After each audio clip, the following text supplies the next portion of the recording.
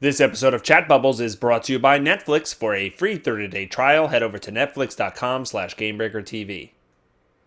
So the first Neverwinter beta weekend has come and gone, and the only players that really got a chance to get their hands on this Dungeons & Dragons MMO are people who had press passes or people that laid out their credit cards for one of the founders packs, which would guarantee them beta access.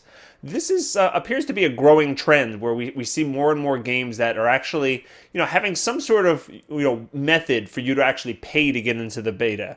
Now, Neverwinter allows you to sign up for a chance to get into betas for free, and the founders packs to actually guarantee beta access, they come with a bunch of other goodies in them, right? You can get mounts and special items, and you get a head start of the game, so you're not just paying directly for beta access. So I just wanted to be clear on that. But we've seen this from other games. The War Z had this kind of thing where you could actually pay to get into the alpha. World of Warcraft allowed you to get into the Mists of Pandaria beta if you signed up for the annual pass for a year. And even Guild Wars 2, they wanted you to pre-purchase the game in advance, and that guaranteed you access to all the beta weekend events. So this is definitely a trend that we're seeing more and more. And in today's chat bubbles, I wanted to kind of talk about, is this okay? Is this a good trend? Is this a bad trend? What are your thoughts on it? Are there some ways of doing it that are okay and some ways that are a little bit icky? And I want to know what you guys think. Now, personally, I think it kind of depends on the method that they're doing it. In some cases, I think it's totally fine. Some cases, I'm like, eh. But in general, I think it's okay for developers to get some of that, to get some money from people who want to guarantee themselves that. I do appreciate it when there's other ways to get it, like you can put your name in the hat and have a chance to get it, a random chance. But if you want a guaranteed chance to get into the beta, why not give the developers some money in advance to help them fund that last little push before launch? Because I think gamers too much today expect to get into these beta weekends, and they expect that I deserve a chance to see the game in advance, and I don't agree with that at all. Now, I will say, let's talk about the different methods that kind of expressed in the beginning. I think the Neverwinter one is a little bit interesting because here you have a completely free-to-play game when it launches. You don't have to pay anything. It's going to have a microtransaction cash shop kind of system to it. But if you wanted to guarantee yourself access to the beta weekends, you need to buy one of these founder packs like I mentioned. But the cheapest founders pack that actually allowed you access was $60.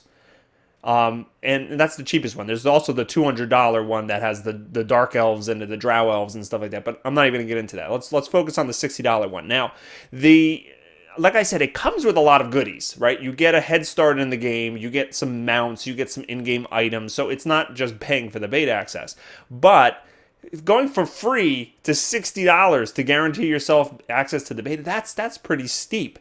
And I'm not so sure I love the pricing model. It seems to me that it would have gone over much better if they actually had a third tier that maybe gave you nothing but beta access, or maybe beta access and like an extra, like a bag of holding to increase your inventory size or something like that. Price it around $10, $15, something around there, and then suddenly you might attract a lot more people into these beta weekends.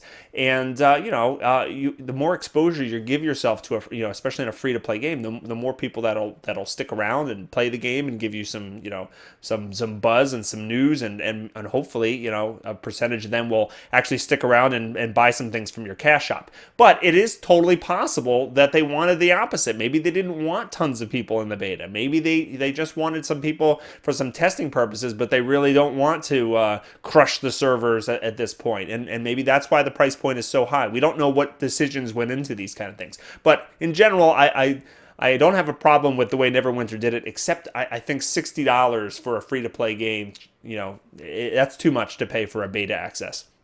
Now, the way Guild Wars did it was interesting. Some people liked it, some people didn't. I didn't have a problem with that. It's basically pre-purchase the game, like and this is it's a little bit of a different scenario because Guild Wars has actually a box price to it.